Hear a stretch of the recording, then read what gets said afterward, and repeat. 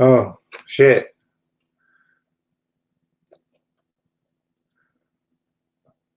Now I'm recording. Okay, well, so comedy community, I just spent about the last 5 minutes talking to myself, trying to figure out this whole StreamYard shit. I didn't notice there was a little tab in the corner that said go live. I thought when I started to record, it was live. Shit, you live and you learn, I guess. But yeah, I'm just trying to figure this out. Like I said, it won't be too long. Been having a sore throat and shit recently. But I just wanted to come on. I got a ComicTom mail call I wanted to open up. Before I do that, I'll just wait a couple minutes. Like I said, maybe nobody even come on. But yeah, I got this StreamYard. The first time I did a live video, I didn't have it, so I couldn't invite anybody else onto the stream. But now that I got this, I guess I can invite people to be on with me.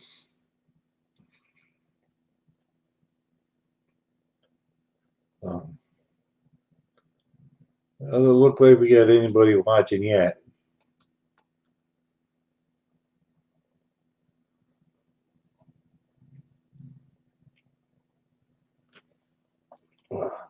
Get a warm drink, like I said, and just have a sore throat. I think I caught it from the wife. She's been kind of sick, but she's a true warrior. She can get really sick and barely know it. I get some sore throat and I don't want to get out of bed.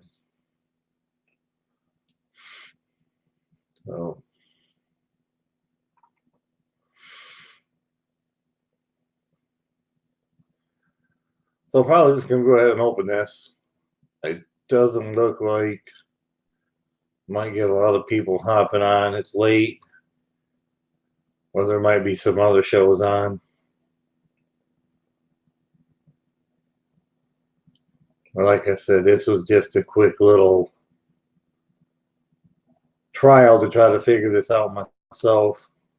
I was hoping maybe I'd get at least one person, so then I could try to maybe learn how to do the picture-in-picture stuff.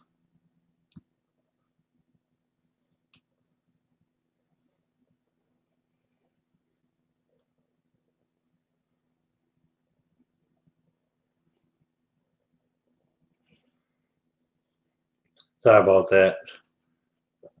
Phone. Yeah, it's probably a really boring stream.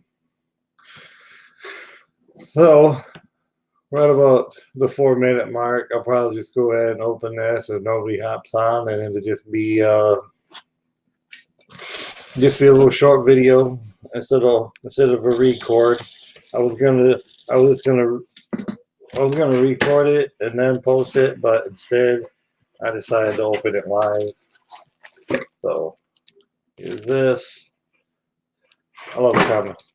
I do love ComicTom black bags. I'm gonna try to keep them face down so it's a surprise. All right, there we go. Hopefully I got something decent out of it. This is my second one that I got from the mail call. First one was okay, but I think other than the ComicTom exclusive, I think there was only one other one that I actually kept for my own personal collection. So I might as well just go ahead and hopefully we got some other stuff out of here. I seen they were giving away some. Oh, wait a minute. Let me try to. I turn my head. I'm not looking. Flip it. There we go. Did not see. They had one turn the other way. All right. Try to let you all see it before me. There we go. Oh, like I said, here's the one. Look at that beauty. Oh yeah. There's that exclusive ComicTom Thor. I love it. Low print run, man. And this story, this book one. Of course, I ain't gonna read this one. I want to get it all fingerprinted up. Probably might even just go ahead and get this one slabbed at some point. I had already bought a reader copy, so man, this story's awesome. So, for number one, like this is the only one I knew that was going to be in there for sure, because of the whole each month, you know, he does an exclusive cover.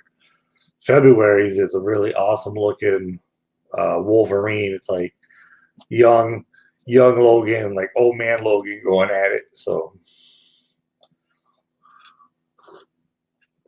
might still get that one. Not sure, but let's see what's next here. Like I said, hopefully they sent me some goodness. You guys look first. I got Justice League Odyssey number 8.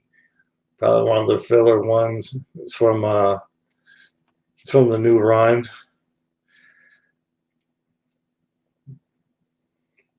Yeah, read regular Justice League, but the break-off stuff like Justice League Odyssey or Justice League Dark and all those, I haven't followed them so much.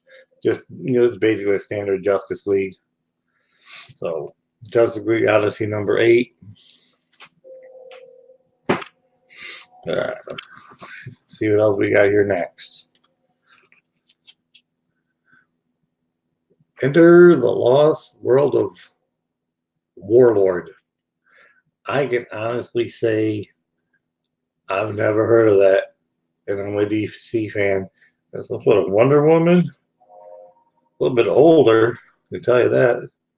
84 about. Huh.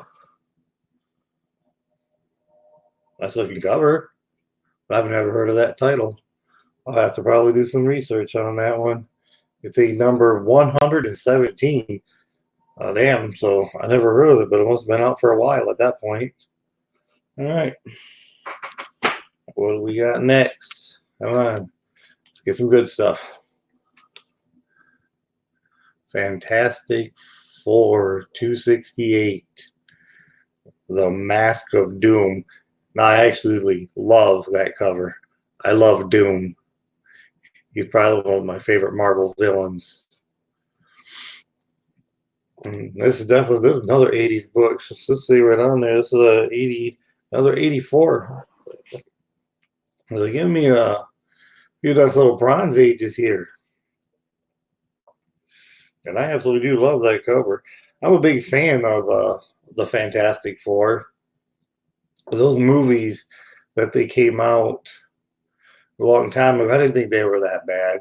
The most recent one, I'd never even seen it. I kept saying I'm not gonna waste my time with it. But the first two they did, Fantastic Four, and then they did the one about Rise of Silver Surfer. You know, I liked them. I didn't think they were that bad. But now that Marvel has control of them back, I'm sure it's going to be much better. You know, especially when they're going to we can get Doom in there. Yeah, I like that book, Fantastic Four. Another little hot drink, because the more that I start to talk, then my throat gets dry. All right, what do we got next? Oh, people. Oh, I could have got that at a better time. Look, Vision Scarlet Witch number 1. This is Disney Plus is getting ready to do that show. Oh shit! Thank you, ComicTom. Damn. The Vision and the Scarlet Witch. Man, they're just getting ready to do that WandaVision show. Oh shit. I like it. I like it. This is definitely staying with me. Then we got Fight as One. It just must be like a little advertisement they got coming out. That's cool. Other than the artwork, look at that Null. Look at that Null artwork right there from Kevin Esslinger. It is number 378 out of just 2,000 made. That's just gorgeous, man. I love that. And being a huge Venom fan, I can't wait till they get into this storyline. Love Venom. And then they got this little Miles Morales sketch thing. This kind of tells you what you're going to get inside. There's different codes or whatever on the back. It's just kind of like their own little flyer. But that sketch, I love that sketch. Oh, down to the last book. It's going to have to be something really good to beat my last one. Vision Scarlet Witch #1. Bam. All right. See what we got here. What we got? Oh, hell. Teen Titans. Love it. Number 10. Putting together a small run of the Teen Titans. So this is real nice. This is some... Man, this looks like it's in great condition. I love it. It's some George Perez artwork. Look at that George Perez artwork. That shit's amazing. He's probably... George Perez, probably my favorite artist of all time. I met him last year at a C2E2, and that guy couldn't have been any nicer. You know, it was just, you think some people, after a certain amount of popularity, might get too full of themselves. He never was, man. He was just genuine. He was doing signatures. He didn't even ask for anything for the signatures as far as pay-wise. He had a little thing that he was taking donations for, like, charity. And so, yeah, I'm obviously put some aside for his charity. But, damn. Hey, what's up, Pages? How's it going?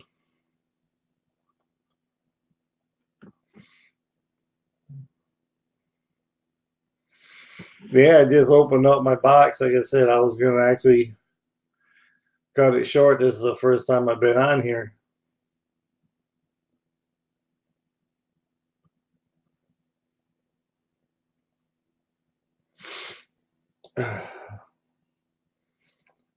That's sweet. Everything all good with you?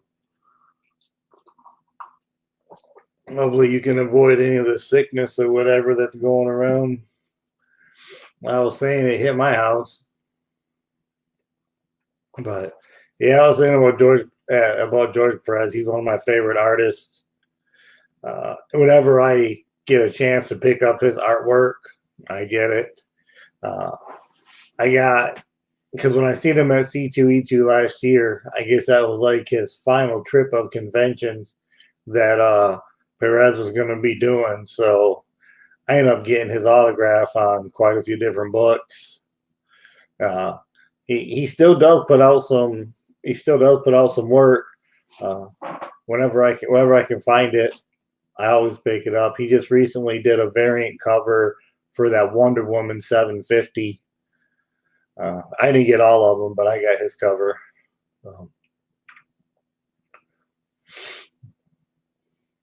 Yeah, appreciate that sub, Pages. Thank you.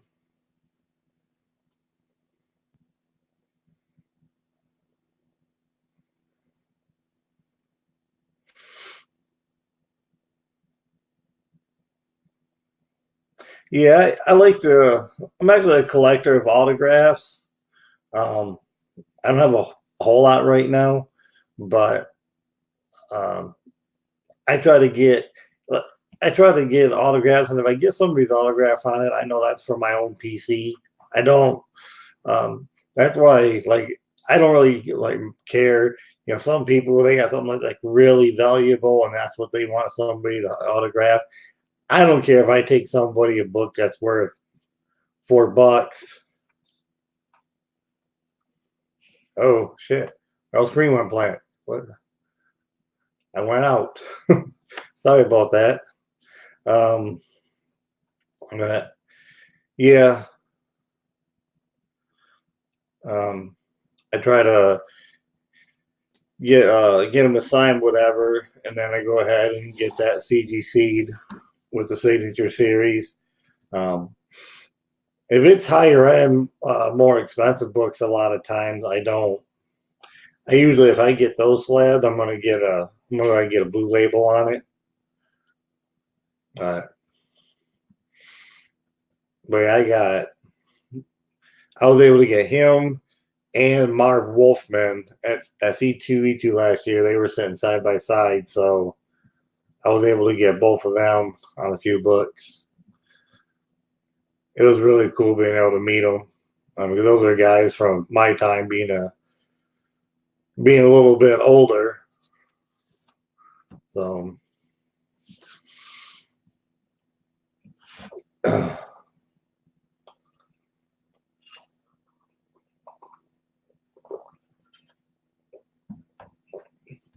when I get somebody's signature, I don't normally try to part. I don't part with that. It goes to my own collection.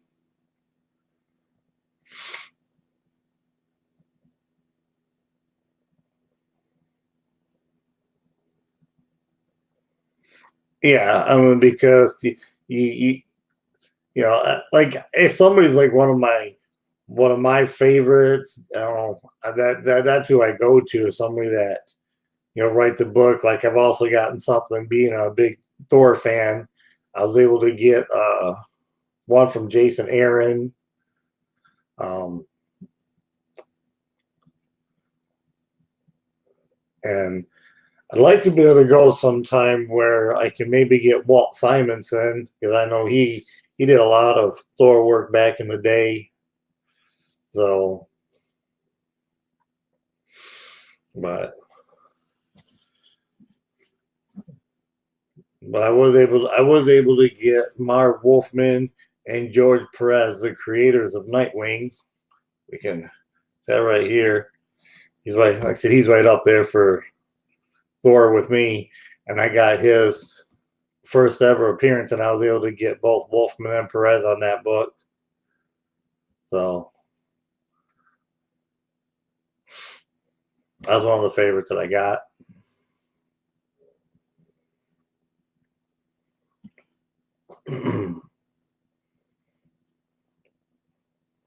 Yeah, thanks. I'm a huge Nightwing fan. Like that, I got a nice collector statue for him. Like I said, pretty much it's he. The Marvel side, it's Thor. The DC side, it's Nightwing. So I think I'm now only about 6 books away from putting together the entire an entire Nightwing run. Which of course that was always going to be easier than doing the Thor. Thor goes back so far, but the Nightwing, obviously I got everything that came out after they did Rebirth. I got the whole New 52 run. The longest one to get was trying to get some of them when they did about a sort of 153 issue run, Nightwing. So, and I'm only about 6 away from it. I had been going to cons, picking up whatever I could, but these last few been really hard to find. So now I'm just trying to search eBay, see what I can find on there. I think once I get them all in, I'll go ahead and probably open them up on video or something. I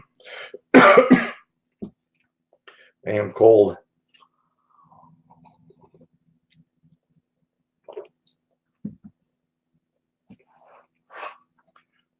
Yeah, like I said, it only took about a year and a half to pretty much find all the Nightwing. just kind of going around to a few different conventions. You know, I bought out one of the LCSs that's by me. He had like a whole bunch of them. I just went there and started picking through and making sure they were, you know, at least in very fine condition. A lot of them was near mint, but like I said, last year C2E2 went to this dealer that was there, and he had this whole box of Nightwing, and I almost completed. I think I pulled out probably 30, 40 books or something like that, and I don't think any of them had a higher price tag than maybe like $4. So, and he did, and I think when it got totaled up, since I bought so many, and it was the last day of the convention, he actually took some off the top of the price. So that was really cool.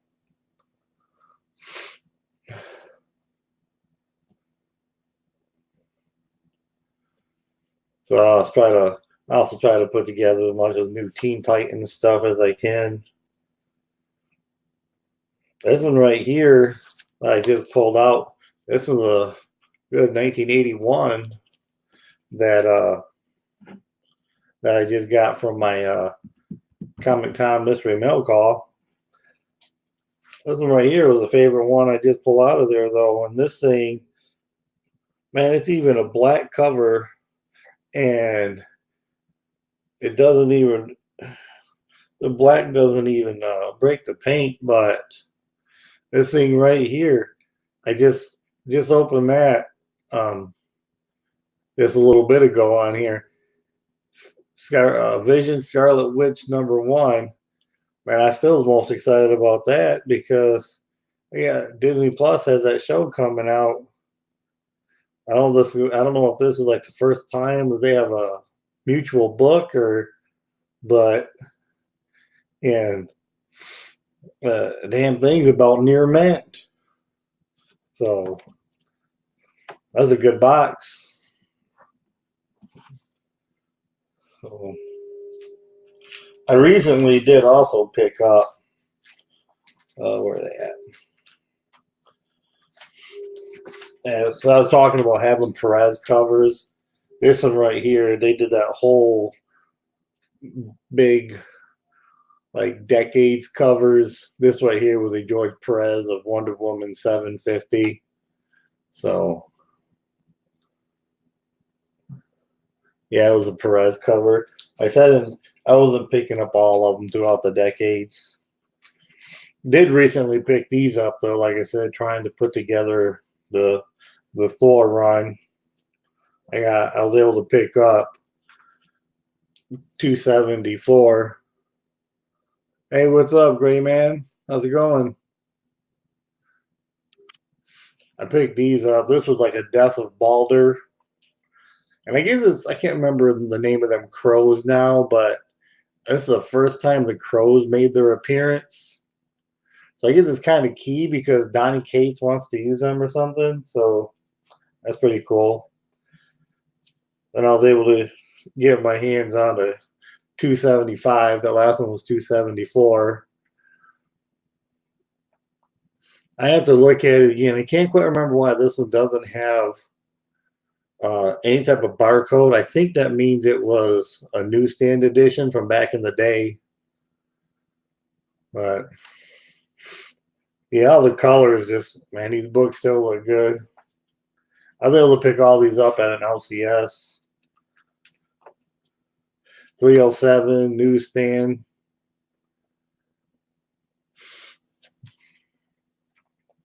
Love these classic covers.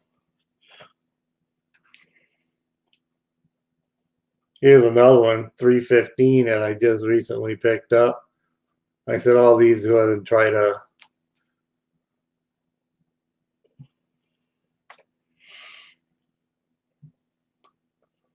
fill up the run. Nothing really expensive about these ones. They're just basically run fillers. Like I said, except for that 274, that's the one that had That's what it costed me. This one here, this is one that costed me the most. Not a whole lot, but I want to say they got maybe 10, 15, something like that. That Death of Balder. So, but yeah, I know.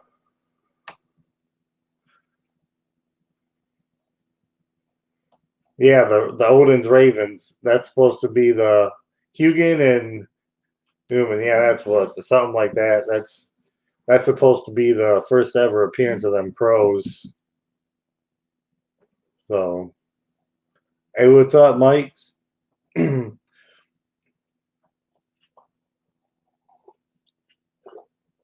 So, getting that warm drink.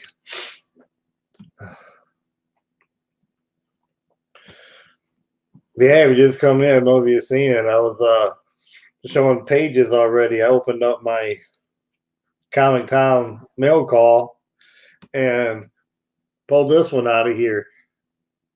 Emily's about a near mint. I was excited to get that. It has a $1.25 tag on it.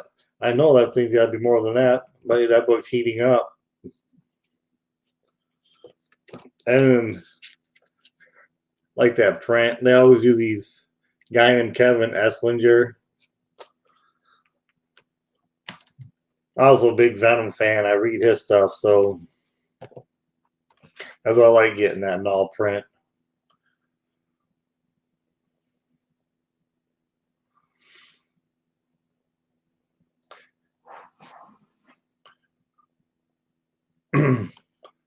I appreciate everybody for stopping in at my first little. Yeah, it might be worthy of slap. It's definitely going to go into one of my top loaders until I get a chance to do that. So, like I said, I'm going to look it up. Like I said, the condition on it is this Vision Scarlet Witch. I mean, they could do like a little pressing because there's a spot right here, but it doesn't break any type of paint at all. The run it through a press is going to take everything out because, like I said, even in these areas here where it's all dark, it doesn't break the paint. So this thing with a press, that thing probably catches a 9.6 easily. So. So yeah, I'm probably gonna hold on to it when I get a chance. Probably slap that one.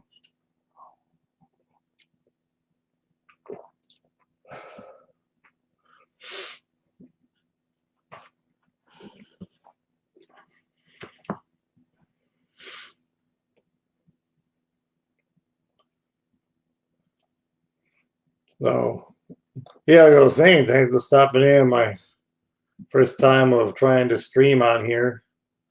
I don't know if still gonna have to try to learn how to do the picture-in-picture. I believe it's having to have an email and then do an invite. Like I said, I haven't ever done one of them before. I see there's a little invite tab down here. Probably just hit that and invite people on.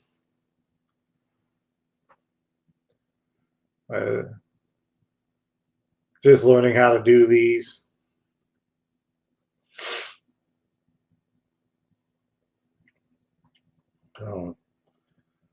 Yeah, definitely take any advice, but you guys probably want to do that more than I do. Want to try to. I'm kind of new, so kind of new at all of this, trying to make the channel into something. So try to do opening boxes when I can, or hauls, and any type of thing like that. Sometimes even maybe just showing my collection off. Sorry. I probably could hit that mute button down there so y'all didn't have to hear me coughing.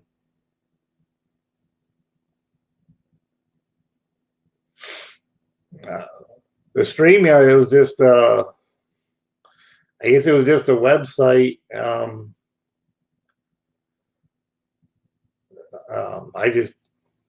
I just kind of put in the search bar. I typed in StreamYard and it asked me to set up a few things. They, from the looks of it, they got like a paid version of it, and then yeah, I'll definitely mute that.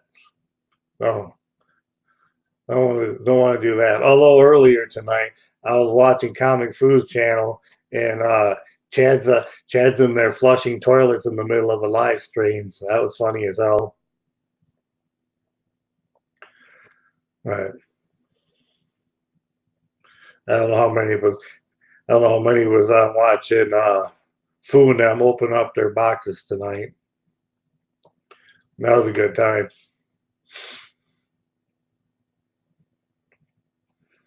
But yeah, the StreamYard, it looks like they have a version of it where you can pay, and then they have a free one. It looks like if you're in a free, you only can do like 20 hours. You want to do like 20 hours in a month, and then then you have to stop with your streaming. So I just got the free one right now. I don't know. I know some people would have to do the paid part of it because I know JB's always on it for a long time, and then you feel like Dylan and Perry and them boys do some long ass streams.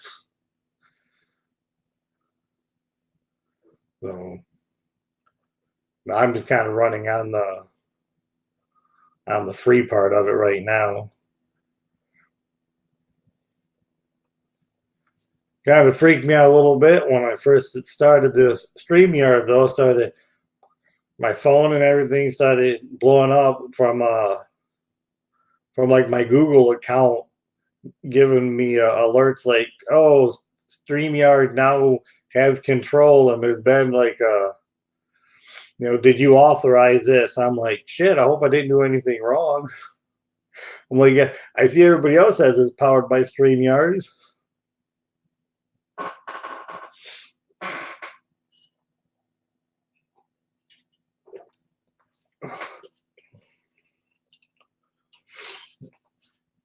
Oh yeah, you were on there tonight watching Foo and them open them boxes. Yeah, I have never bought one of those Vantage boxes yet. I'll have to try to get my hands on one.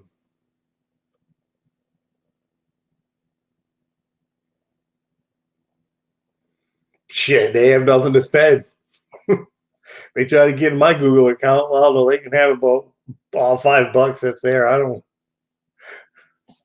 ain't got enough for them to get into.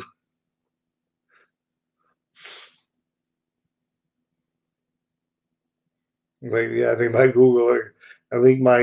Google wallet has about $5.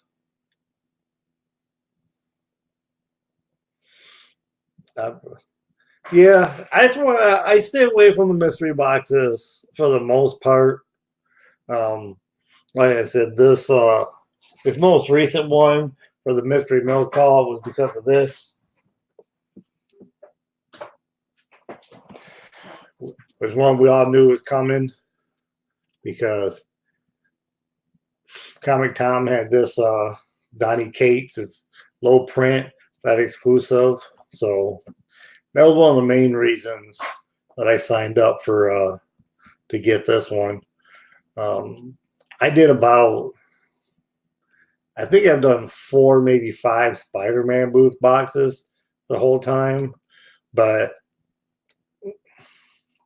I think every time I get them, I might get 1 or 2 that goes into my own personal collection, and then the other one goes in a box of like, okay, this can go for sale. And I notice a lot of people have been getting a lot of the same shit out of those Spider-Man booth boxes now. So I think the ones that like Stevie B opens sometimes where you can get a decent number of books and they don't They don't charge a whole lot. You know, those are just kind of fun. You know, you don't pay a whole lot. Get some books. Maybe you get something nice.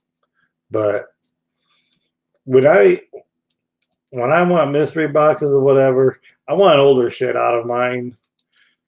I know the Spider-Man booth. It's almost all newer stuff, and big on them Virgin covers and all that other shit. And, I mean, it's cool if you're into all that, but if I get them, all I'm gonna do is try to turn around and put them up for sale, or you know, try to sell them at an auction or something like that. Because if it's not somebody that I'm actually collecting or reading.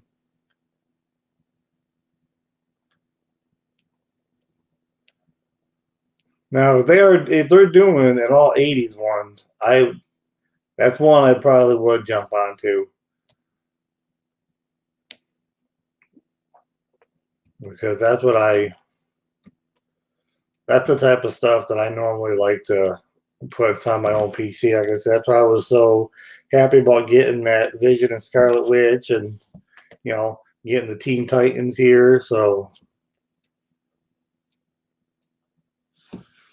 yeah, it's just a variant. I mean, it's beautiful artwork and stuff, but how many different version covers of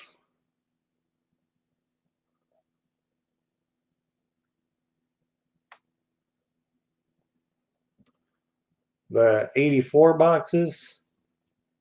Oh, that from the comic. I think I was just watching his live stream. Somebody opened up. I think I was just watching that. Somebody got a 9/8 Young Avengers or something. You mean those 84 boxes from like Comic 84? Yeah, I didn't get any of those. I watched a couple open. I watched a couple of them be open, and they were all nice. And like I said, I like stuff from the early '80s.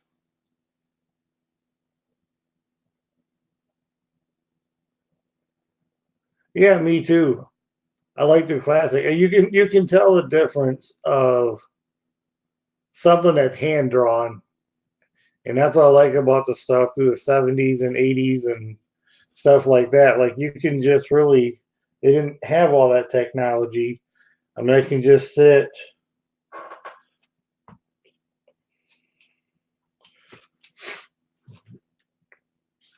Something from like 1978, right here.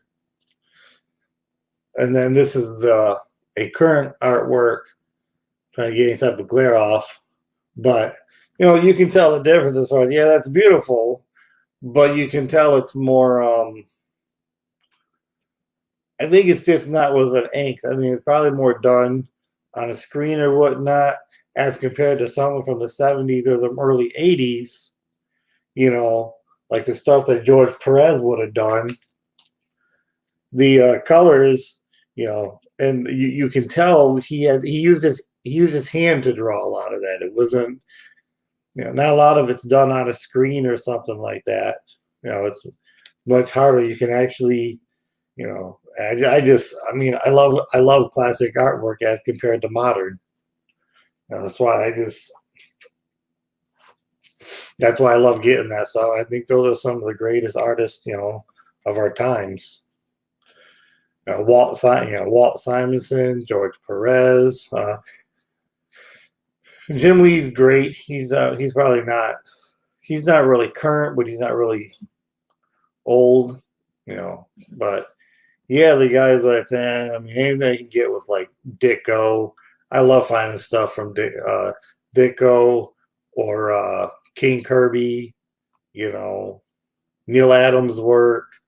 I know a lot of people don't like Neil Adams, but he was a nice guy. I met him at a convention. He was really nice. Neil Adams was, but the price that he wanted for everything, that was my only part with it. He didn't.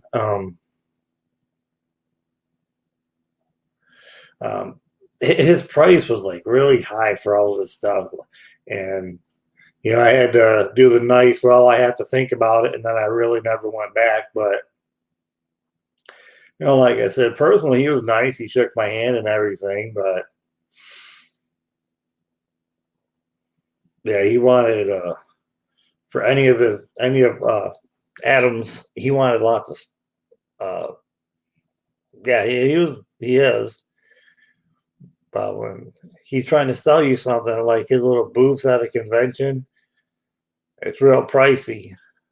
And with Jim Lee, I haven't seen him. I don't have any signatures for him. I'm actually hoping to just win one someday, because I was searching, and I mean, I haven't heard it directly, like from him or something like that, but some people have said if you go to a convention and if you want a Jim Lee autograph, it's like $80.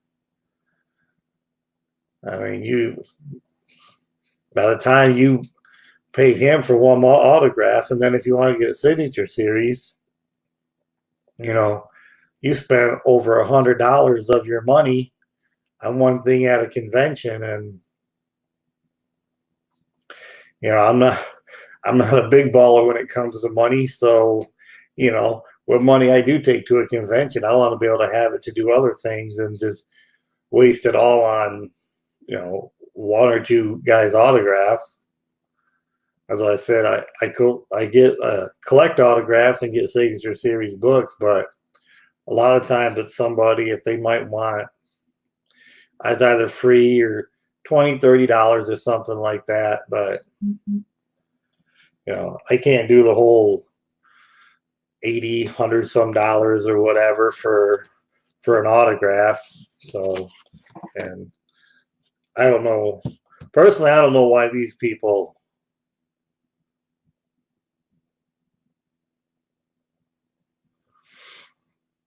Yeah, thanks for dropping in, Pages. Really appreciate it.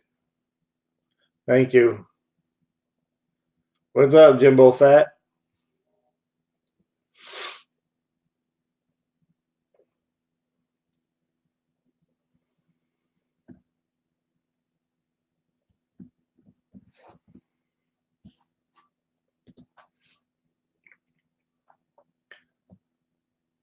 So I've seen thank you, appreciate that, Pages.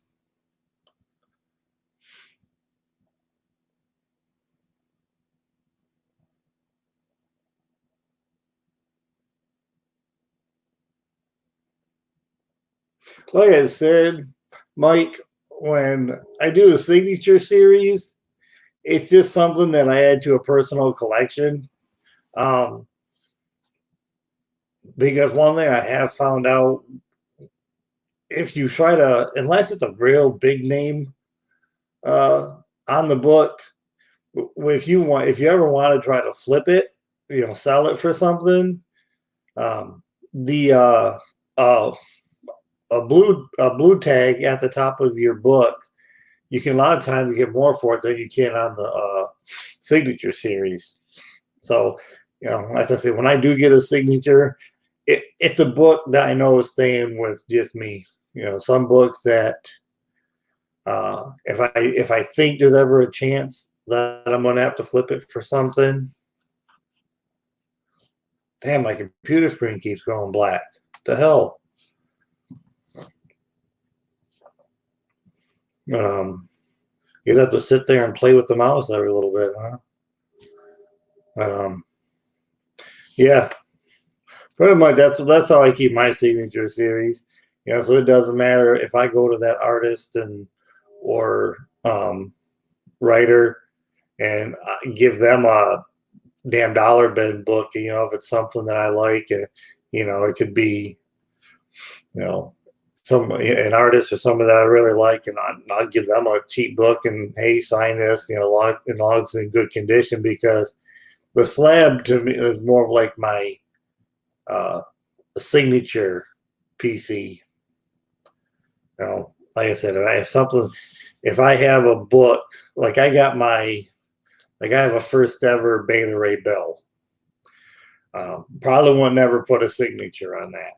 You know, I'm gonna try to get it pressed clean, get a slab on it, and take the blue banner, because if the chances ever come where I think I need to sell it, I can probably sell that for more without a signature on it.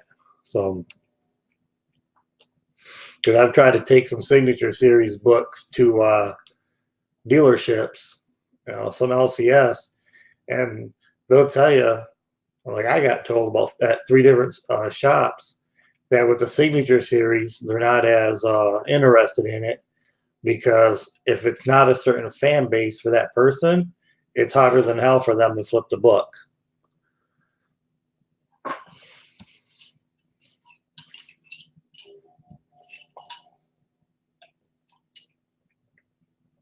Oh, that was nasty as shit. Don't ever let the coffee get too cold.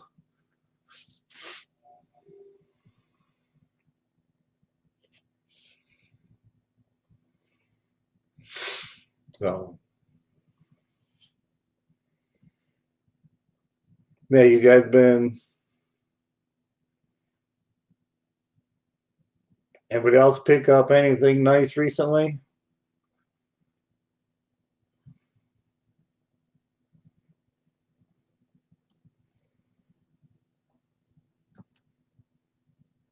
What do you have thoughts on, like, mystery boxes? I know Gray Man's not a big fan. Like I said, neither am I at this point.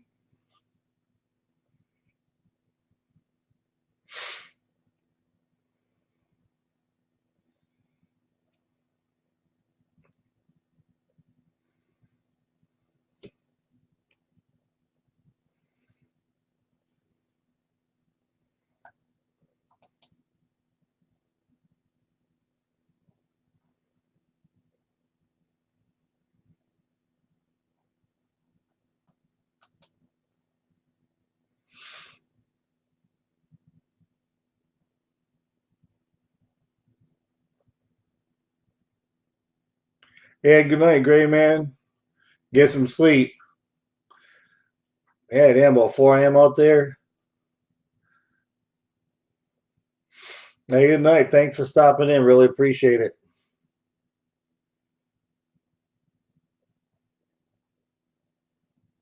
Hey, dude, Thor #1. I told you. I told you how good that book is.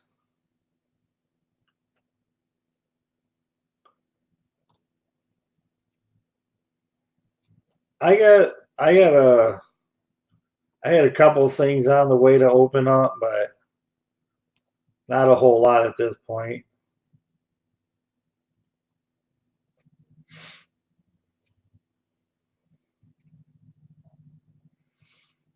I have to decide if I want to go to the LCS tomorrow and pick out some things, or wait a little bit.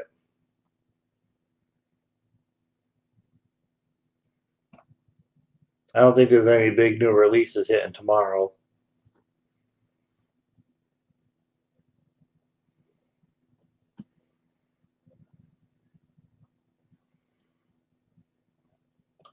Are you waiting for Spider-Man booth boxes, Mike?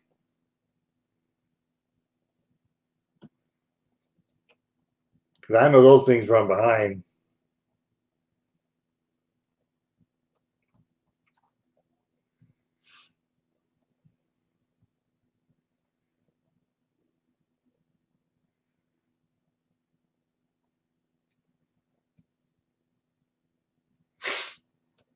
Man, I'm gonna have to get a damn cough drop here in a little bit. The magic of Hall cement eucalyptus on the throat.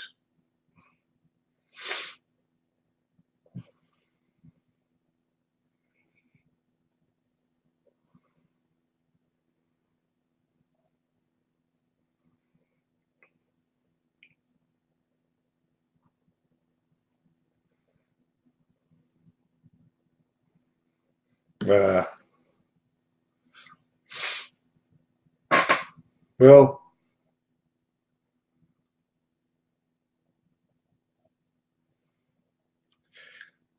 so Jimbo, were you able to follow that Thor issue 1 pretty well?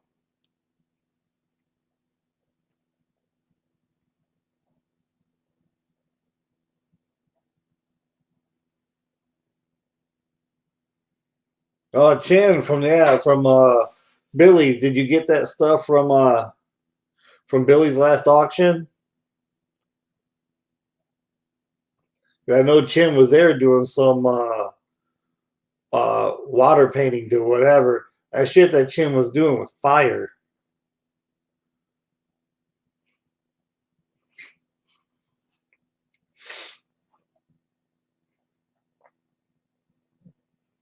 He had gotten one Thor book. I was trying to bid on it, but I got outbid. I was like, damn it.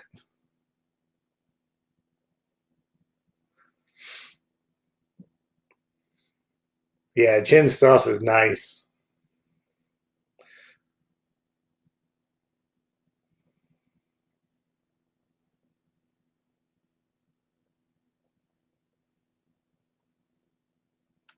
Well, like I said, you can, if there's any questions you have on that Thor issue 1, Jimbo, just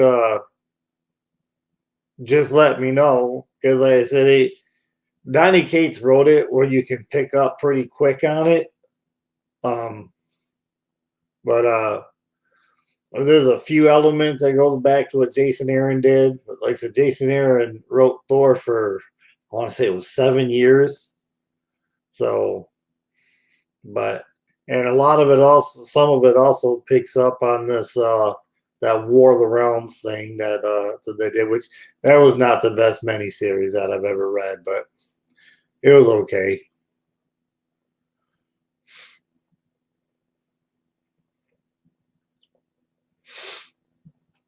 So yeah, if you wonder anything, just let me know, man.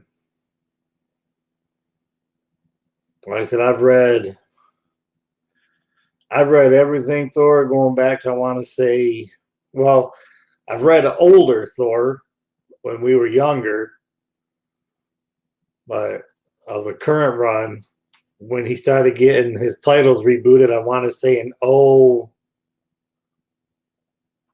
what's up, Lurkin? Thanks for dropping in. Yeah, I was just opened up my ComicTom, Lurkin. So we knew this one was coming out of it. There's a nice cover right there. That's that ComicTom exclusive. But I think other than that, my favorite that I pulled out of there, man, was that I know I keep showing it. You know, somebody pops in a little bit later, but was this Vision and Scarlet Witch #1 in a 12-issue limited series. So I'm thinking this is the first time that they got together, and now they're doing that damn Disney Plus show. I have to check the value on that. Like I was telling people earlier, this thing, for being a black or dark colored cover, nothing breaks the paint. This damn thing, there's a spot or two where a press could take it out. Other than that, this thing is a 9.6 easy once it gets a little press, because there's a couple little spots, but it never breaks the cover on this Vision Scarlet Witch. Yeah, I love that Thor cover. I have to admit, it's one of the real reasons I signed up for it, because I'm not that huge into mystery boxes. I stopped getting that Spider-Man booth stuff, a long time ago. It's because a lot of it's too current for me. If I'm opening up mystery stuff, I like for my stuff to go back mid 80s and older. Other than that, I can go to any LCS and pick up whatever different, new stuff. And they basically just put in a lot of different variant covers, and if you're not into all that, every time I get a Spider-Man booth box, sometimes the whole box just ends up getting my oldest Thor issue. It goes into the 60s. I'd have to check. Let me see. I'll check real quick.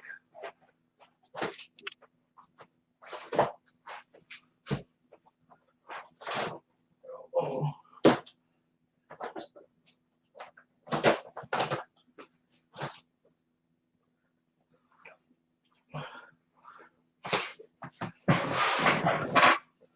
Here's the oldest one I've been able to get my hands on to so far.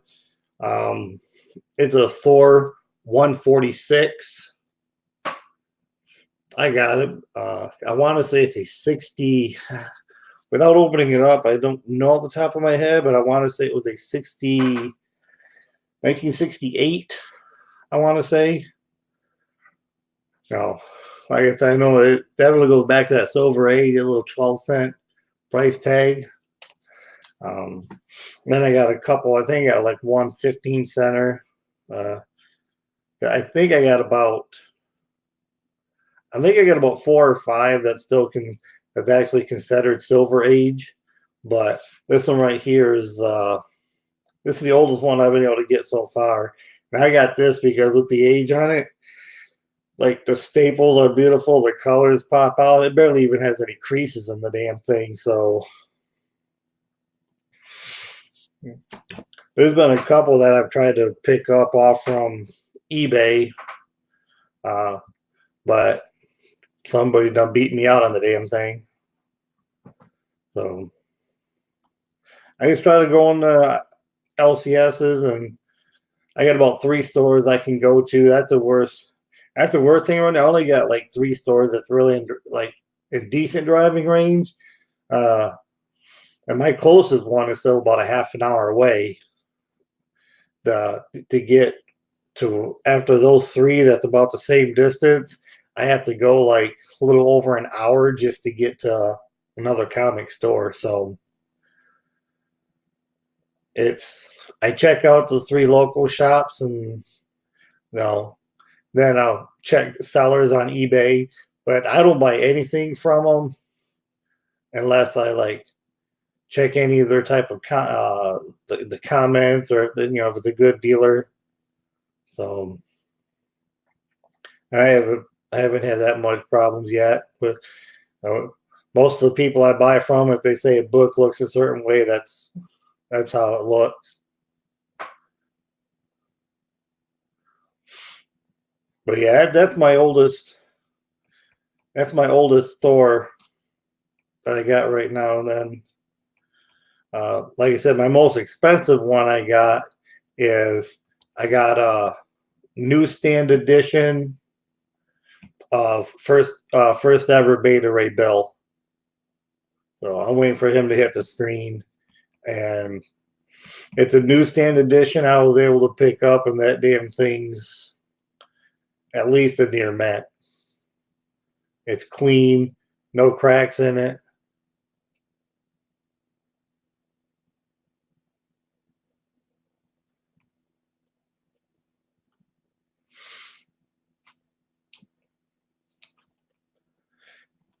Yeah, Jimbo, if there's a chance that we get up there, I was telling the wifey I want to go to some of the shops that's up in your area.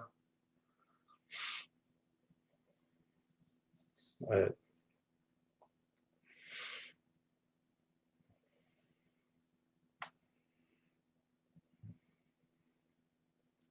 I said, I got a couple characters I'm trying to put together full runs on. Mostly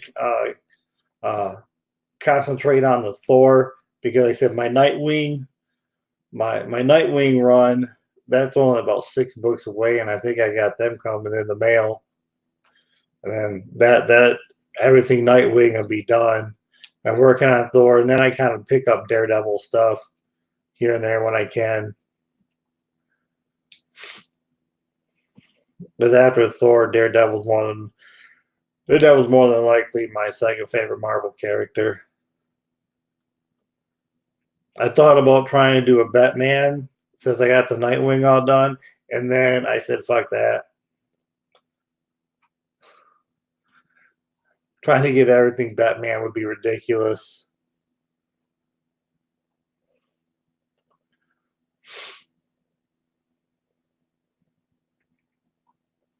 When it comes with Batman, I just try to find keys and stuff like that. Add it to my Batman set.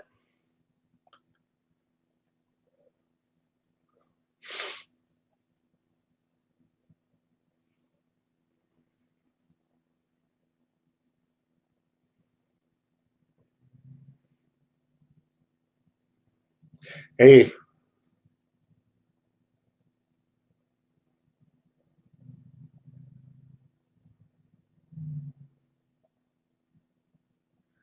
oh man, that sucks, Mike.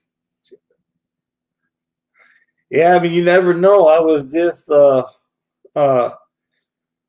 earlier tonight. I was on Food's channel when they were doing the unboxing, and I said to them that I wish I had all my stuff for when I was real young. So because I had a lot of comic books, and I don't know if they were always kept in the best condition. But at one point, it was like, oh, hey, I read this, and then I would see somebody like being in middle school or something in the '80s, and it was like, hey, I read this. You want it? I remember I remember giving away a bunch of, I don't even know what they were, but I remember giving away a bunch of X-Men to this other guy that I knew would be sitting in class, and he'd be like, oh, can I have that? I'm like, oh yeah, shit, I already read it here. And I just, you know, they were cheaper. You didn't even think about what it could be in the future. Nobody knew what the hell they were. I know. I look at some of that shit and I'm like, man, if I'd have had some of that stuff that I was getting at 10, 11, 12 years old.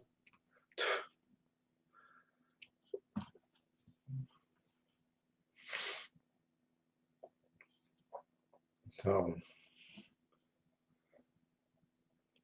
but yeah, that man sucks that he had that first Beta Ray. See, I originally never, that is one I never really did get. I never picked that one up. But I think I was maybe only 7 or 8 when that one first came out, so I wasn't quite uh, into Thor as much then.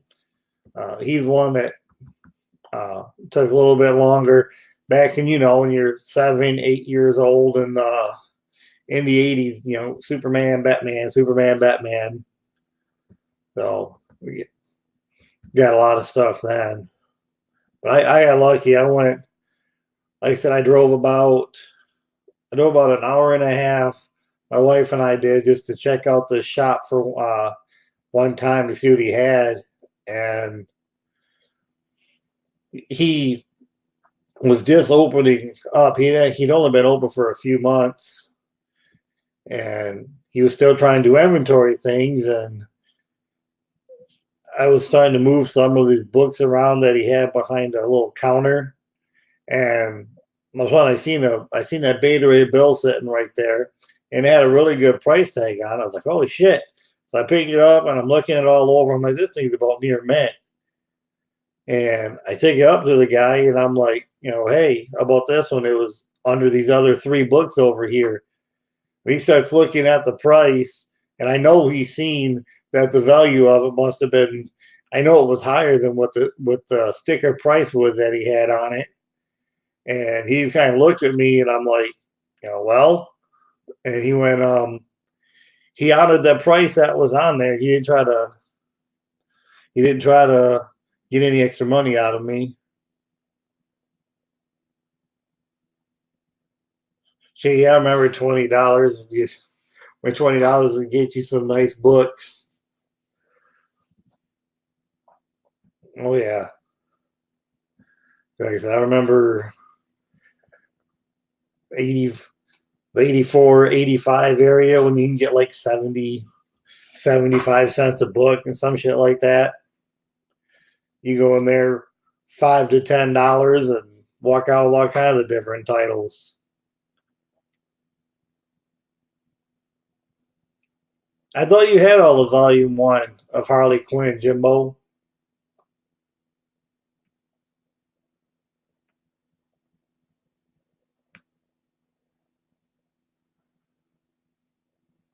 I know you're still trying to work on that first appearance, Harley Quinn. Good luck with that. As long as they keep pushing that character, her shit ain't gonna do anything except continue to go up. She's a cash cow for DC right now. That's pretty much what the word Harley Quinn is.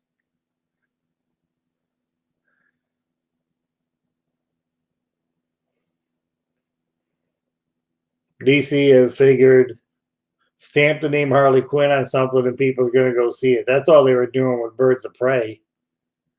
She really doesn't have anything to do with original Birds of Prey. And all of a sudden it's like Harley Quinn and Birds of Prey. How the hell did she ever even get in there to start with?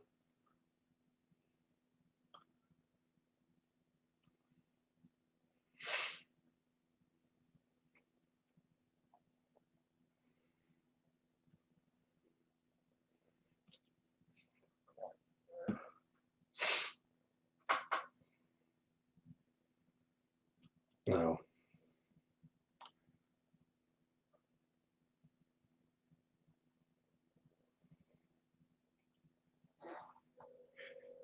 About 10 books away. Yeah, just start searching eBay. That's what I had to do. That's what I had to do with the Nightwing.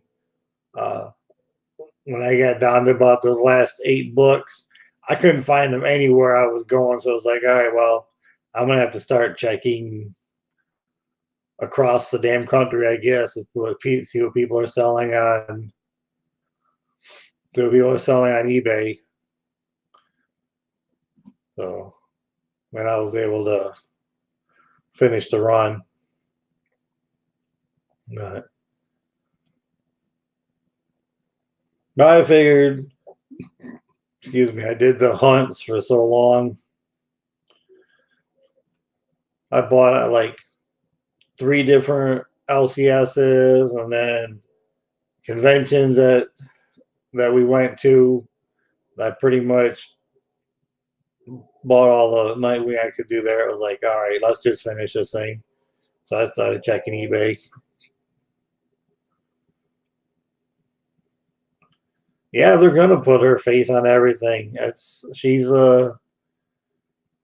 they think if her name's attached to it, somebody's gonna go see it.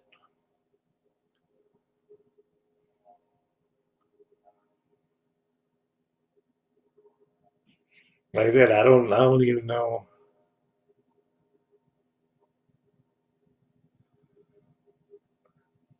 Not originally. I didn't originally like Jane Foster as Thor, but I actually did read all of her run in it as well.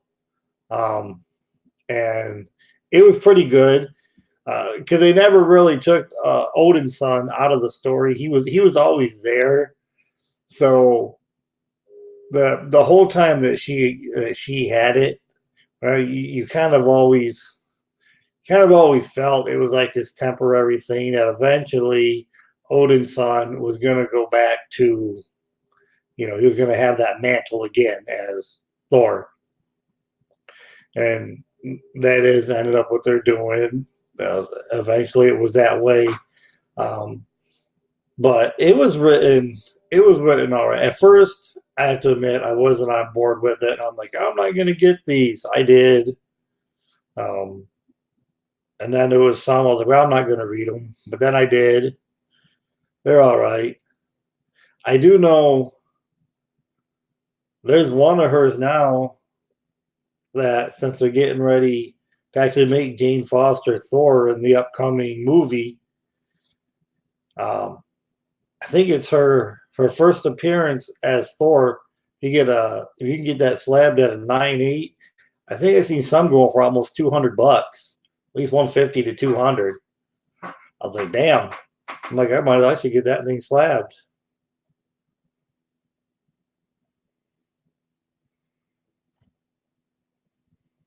Right. Like I said, when I was reading it, it never felt to me that it was a permanent thing because he was, for the most part, almost always there. So,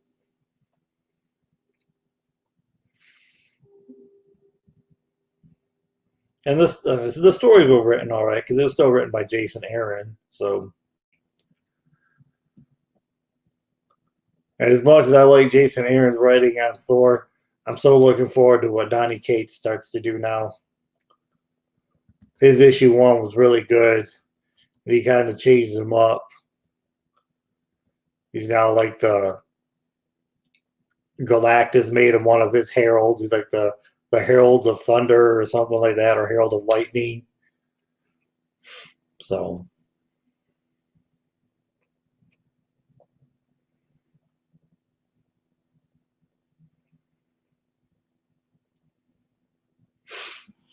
but yeah, originally I didn't like it. But then I read it, it was okay.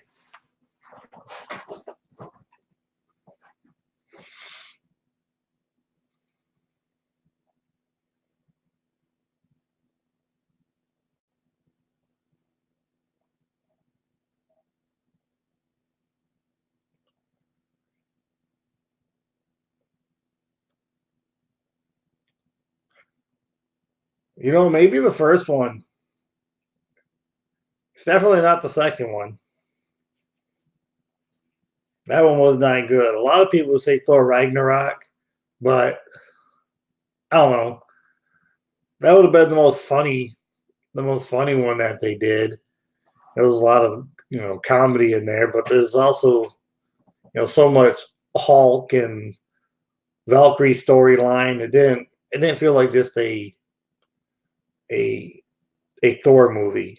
Like the first one, how he's banned and he's got to show that he's worthy, and so then he's able to get everything back. And the first one really centered like on Thor. There wasn't Hawk in there, and it was there was some Loki doing some things, and we got to see the first Thor. We got to see the Destroyer armor.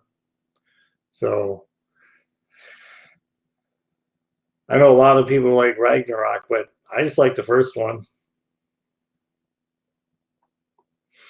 Because it centered mostly on him. Ragnarok had just as much Hulk as it did Thor. And I know why the MCU did it. It was because they can't make a standalone Hulk. Well, I think they can now, but at that time they couldn't make standalone Hulk movies, and they wanted to get him in there because you watch part of that. A lot of it almost it seems like it's the Battle World or something like that. Hulk, so.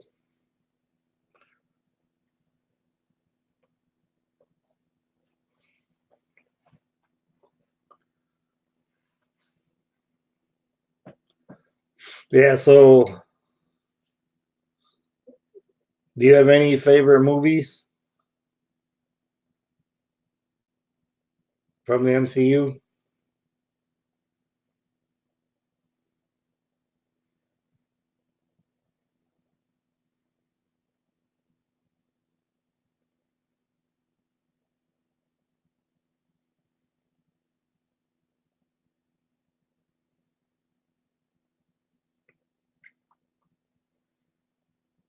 My favorite MCU movie, and although Thor's not even in it, but my favorite MCU movie is still the Captain America Winter Soldier. Even all the ones that's come after that, I put the Blu-ray in the other day. I love Ant-Man. My wife can't seem to get into the Ant-Mans for some reason. I love them. I absolutely love Paul Rudd as Ant-Man. I think they're freaking hilarious with great action. I love them. But I was like, hey, I was talking to the wife, and I'm like, you want to watch some Ant-Man? And she's like, no. But yeah, Winter Soldier. I put that in. There's just still something about that movie. The action. It has just enough humor, but just almost like that political thriller type stuff going on behind the scenes. And that Captain America elevator fight with all them dudes that's in there. That shit's just classic. I love it. You know, the way he, like, Captain America, he realized what's going on. He's like, all right, everybody want to get off before we do this? You know, he knew he was ready to whoop everybody's ass on the elevator. That fight scene is classic.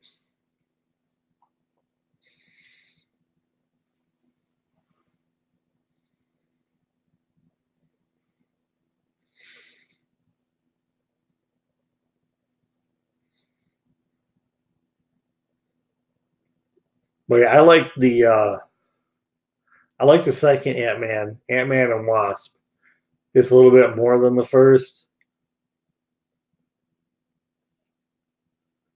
I thought that one was great. Everything is he just throws these things out there and they get all kinds of little small cars, and he makes himself really big to become Giant Man. Yeah, I was saying the elevator with Captain America. It's almost right up there with. I don't know if you watched the Netflix Daredevil series.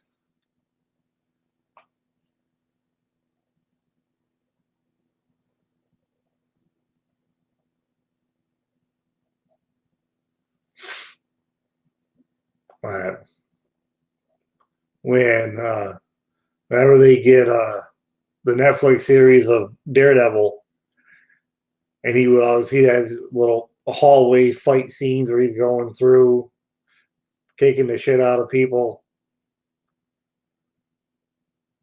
I was so pissed when they canceled all those on Netflix. Well, I shouldn't say all of them.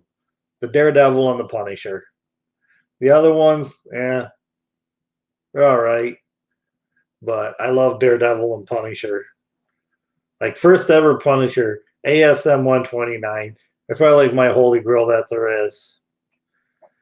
I know, yeah, I watched all the Daredevil stuff too. And that last season when they were just prepping that dude to be Bullseye, and all of a sudden they get canceled. You're like, son of a bitch. I'm hoping as the MCU does something with it. I don't want the shit to get just reboot. I just keep the same dude as Daredevil and literally just kind of continue the story that they were already telling. You know, if they want to do something different with Iron Fist or Luke Cage, Jessica Jones, that's fine, but they need to leave Daredevil and Punisher alone. Let the actors keep doing it. That's what I'm hoping. So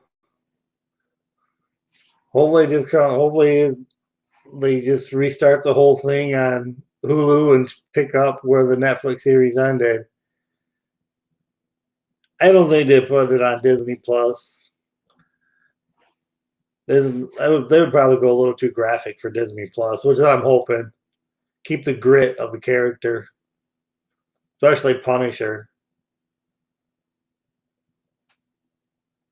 I wasn't sold originally on that dude John Berthal being Punisher, but after I watched a little bit, I'm like, yeah, okay, I can get into this.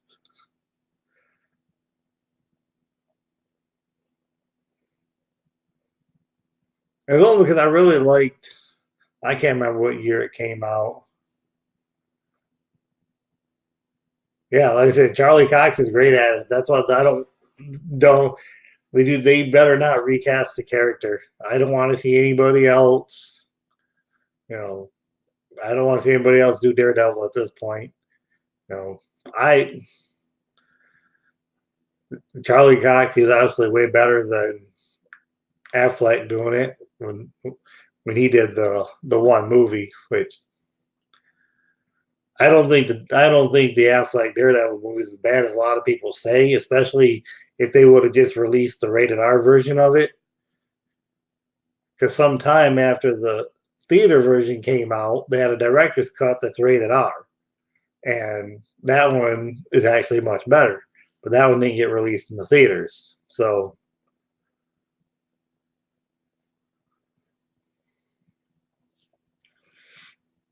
but yeah, Charlie Cox, he should not. He needs to keep doing the part. Same as Berthal, because I was sold on him as being Punisher, which took a little bit because I love the way Thomas Jade. I can't remember. I don't know. I can't remember what year that movie came out. I remember it's Thomas Jane did the part. The main bad guy was John Travolta. You know, I liked how he was Punisher in that movie. I was kind of hoping they would have just kept the same character, but they just keep changing Punisher. It started with Dolph Lundgren and then Thomas Jane, and then I can't even remember the guy's name off the top of my head who did the Punisher Warzone. That was probably the worst of all the movies. I liked how the guy did Punisher though. He was good, but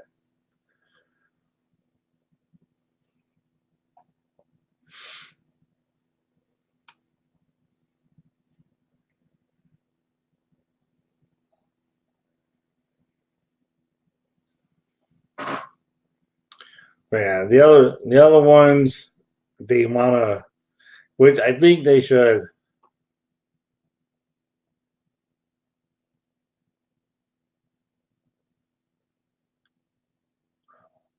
Well, they killed him at the end of the season 2 of Punisher. He was on the Netflix series. He didn't really have the classic look of a Jigsaw, but that's who the part that Ben Barnes was playing as like his best friend. He'd wore that mask for a little bit. I don't know if they ever called him Jigsaw in the series, but that's the name.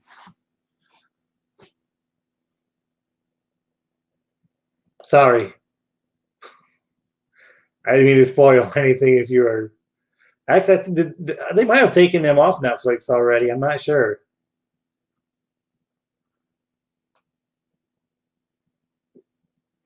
But yeah, it's because at the end of the season 1, when Punisher kind of smashes his face into the glass, season 2 kind of picks up from there, and his face is all messed up. But I don't, like I said, I don't think they ever used the word Jigsaw. They might have. I don't remember now.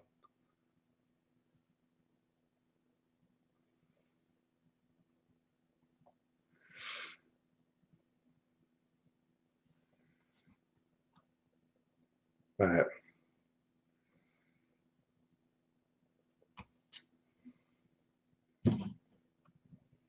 so Jimbo, did you see that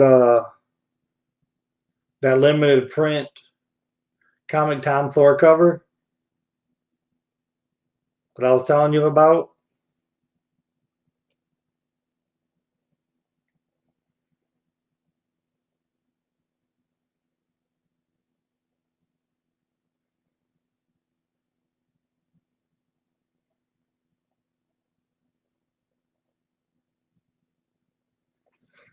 Yeah, take care, Mike. Appreciate you stopping by. Thanks for hanging out tonight.